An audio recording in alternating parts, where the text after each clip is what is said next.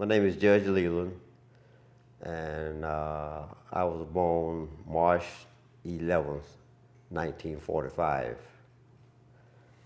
And my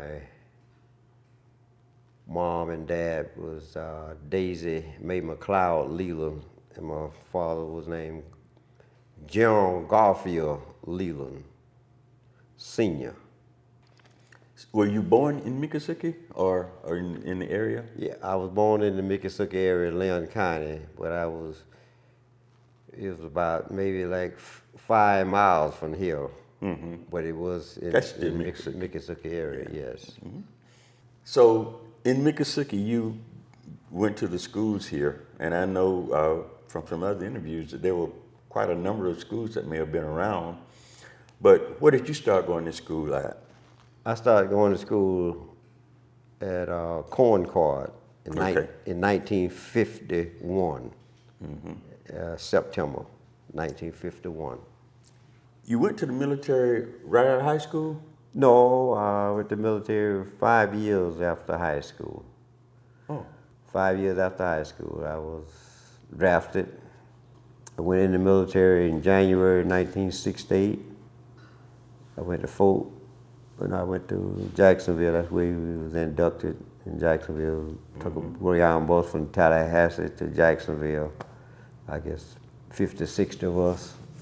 This was in January the 11th, 1968. And a few of the guys come back to Tallahassee to reject, just a few. But the most of us went on to Fort Benning, Georgia. And from Fort Benning, Georgia, for basic training, I went on to Fort McCulloch, Alabama for AIT training. Did you serve overseas? Yes. And where did you serve? After Fort McCulloch, Alabama, that was my infantry training. Come home for 30 days and we went to Vietnam. Only had 6 months of training. And I got there about June or July of '68. My assignment was infantry. Foot soldier. Foot soldier. In other words, you out looking for the enemy. You going out looking for the enemy, walking through the jungle. You know, it was bad and everything, but my thing was, if anybody else could make it, I could make it. That's what I tell them. That's what I told myself. Yeah. Well, you were at a time that was probably one of the most divisive times for America when you were serving in Vietnam. But you served and you made it back, and glad of that. Glad of that. In the military, there was some prejudice there, but just like I said, there was some good old white people there with you. I had a platoon leader. He was from up in the Chicago area. And I had a first sergeant, he was from Texas. And I had a E6, which is downgraded. He didn't too much care for me. But my first sergeant, he was over all of us. So I volunteered for duty. And so he sent me down to a class, and this E6, he wanted someone else to go, some of his friends to go, I guess. But the first sergeant said, no, you will send me. So he sent me, so I went from private, I went over as private, and I went from private to buck sergeant in 1 year and 1 day. But I made a mistake. I got out after 2 years. I should have stayed in. Because everything was behind me then. But I got out. Right. So I guess you missed some of the benefits then by getting out. You didn't get all of the benefits that come with it. No.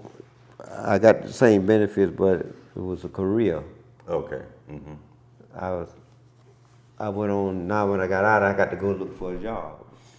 Okay, gotcha. Yeah, so I should have stayed in, but 3 years later, I hooked up with the Postal Service.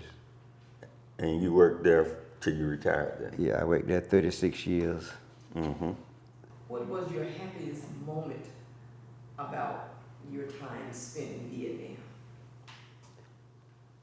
My happiest moment was, I remember, I'm not sure what day of the week it was. It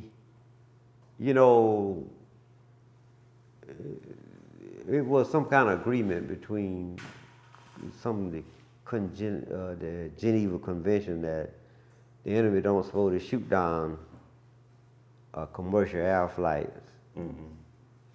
But knowing them Viet Congs over there, they'll do some anything. When we was getting ready to get up, there was another guy went to Lincoln along with me, Daniel Glenn. We went over there together and we came back together, sitting side by side. When that big bird got up that afternoon off the runway down at Tonsonu Air Base, that was a good feeling. Now, but when we cleared the airspace, the pilot will tell you, when we cleared the airspace, that was the good feeling. In other words, you basically outside of the enemy territory then.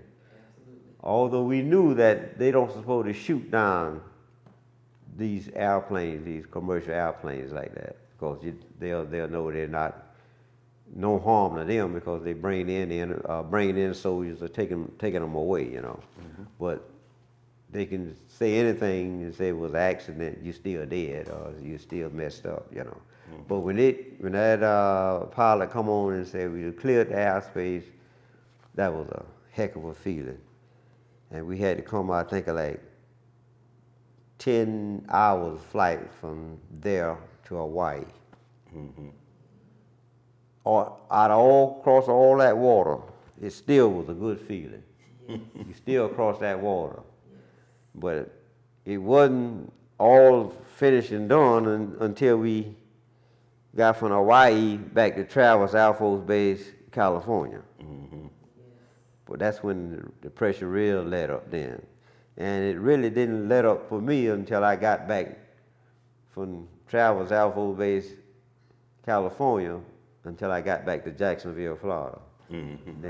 Then back in Florida then, I took the bus back from Jacksonville back over to Tallahassee.